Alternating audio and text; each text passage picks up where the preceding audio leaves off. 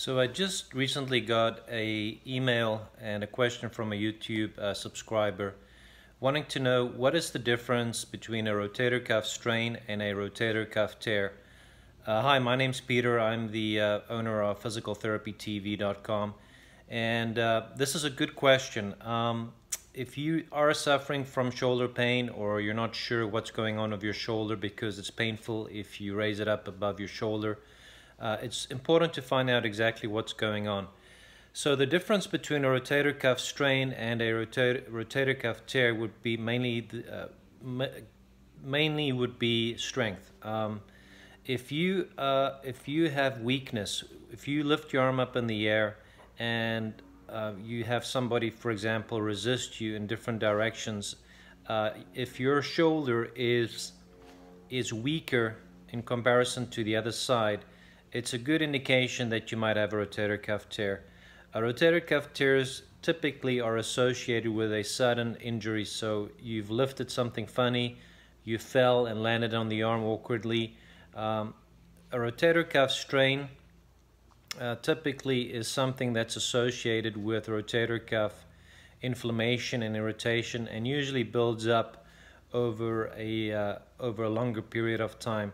Now, a rotator cuff strain can turn into a rotator cuff tear, but typically a rotator cuff tear is where the rotator cuff tendon physically ruptures, or a portion of it at least, and symptoms associated with that would be constant pain, usually a throbbing pain in your shoulder, especially at night. It would also be associated with weakness, as I mentioned, especially raising your arm up above your shoulder.